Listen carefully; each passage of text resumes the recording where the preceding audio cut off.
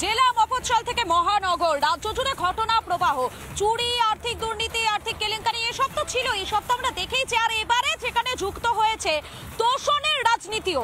কি ছবি এই বাংলার, আর কি ছবি এই বাংলার, এই প্রশ্নটা উঠলেই না সবার আগে যেদিকে আমাদেরকে নজর রাখতে হয় এই রাজ্যের শাসক দল অর্থাৎ তৃণমূল কংগ্রেসের গোষ্ঠী কোন্দলের দিকে। দেখুন, আমরা রাজ্যের প্রায় সর্বত্র থেকেই এই খবরটা পেয়ে থাকি। রাজ্যের প্রায় সর্বত্র, উত্তর থেকে দক্ষিণ, পূর্ব থেকে পশ্চিম, বিভিন্ন জায়গা থেকে তৃণমূলের গোষ্ঠী কোন্দলের খবর উঠে আসছে। আর এবারে সেই তালিকায় যুক্ত হলো রাজারহাট নিউ টাউন এলাকাও। সব্যসাচী দত্ত বনাম তাপস চ্যাটার্জি অনুগামীদের মধ্যে রীতিমতো সেখানে সংঘর্ষ, যাকে কেন্দ্র করে গতকাল দফায় দফায় উত্তপ্ত হয়ে ওঠে এলাকা। দেখুন একবার।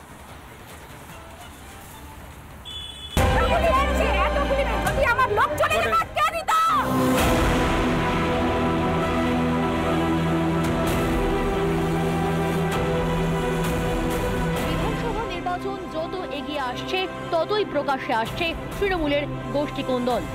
এবার নিউ টাউনে গোষ্ঠী সংঘর্ষে গুলি চলার অভিযোগ। শেখ আজাদ, যিনি কিন্তু এলাকার নোটোরিয়াস ক্রিমিনাল, সে এবং তার দলবল প্রায় 40 থেকে 60 জন আসে এবং প্রায় 30 থেকে 40 রাউন্ড গুলি চালানো হয়। আচমকা এই হামলায় ভীত সন্ত্রস্ত হয়ে পড়েন এলাকার বাসিন্দারা। তবুও ক্যামেরার সামনে ক্ষোভ উগরে দেন আক্রান্তরা। আমার দাদাকে ধমকি দিয়েছে, তুমি আমাকে দেখতে চাও, আমি তোমাকে দেখাচ্ছি, এই জন্য দেখিয়েছি। গুন্ডা বাহিনী পাঠিয়ে আমাকে মার খাইয়েছে, আমার ভাইদেরকে মার খাইয়েছে, গুলিও চালিয়েছে। আমি মেজদাকে যদি না নিয়ে সরতাম তো আজকে আমার মেজদাকে গুলি মেরে শেষ করে দিত। কারণ নিচে এমন মার, এমন খুশি 20-25টা ছেলে মিলে মেরে। ঈদের দিন বিধাননগরের চেয়ারম্যান সব্যসাচী দত্তকে নিমন্ত্রণ করেছিলেন এক তৃণমূল কর্মী। তার জেরে এই হামলা বলে অভিযোগ।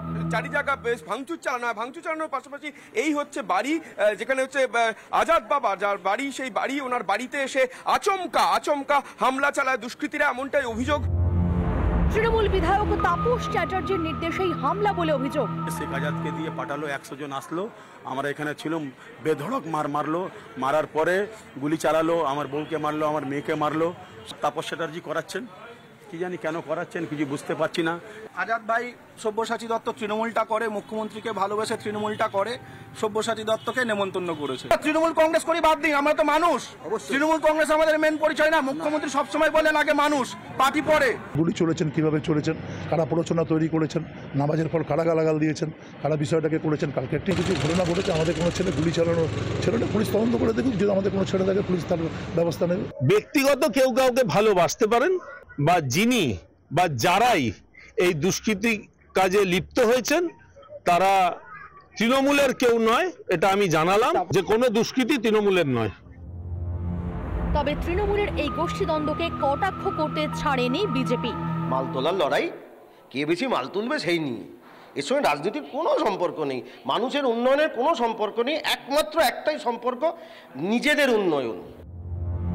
এতদিন তৃণমূলের গোষ্ঠীদ্বন্দ্বে রক্তাক্ত হচ্ছিল জেলার মাটি, এবার খাস কলকাতাতেও চলল গুলি। প্রতিদিনই প্রকাশ্যে আসছে শাসক দলের গোষ্ঠী কাঁটা। মারছে তৃণমূল, মরছে তৃণমূল, আর মার খাচ্ছেও তৃণমূল। রাজ্য জুড়ে শিকে উঠেছে আইন কানুন। সুখেন্দু সরকার ও আনন্দমোহন ছায়ের রিপোর্ট, রিপাবলিক বাংলা। নানা ধরনের কন্টেন্ট দেখার জন্য লাইক করুন, শেয়ার করুন আমাদের ফেসবুক পেজ, সাবস্ক্রাইব করুন আমাদের ইউটিউব চ্যানেল।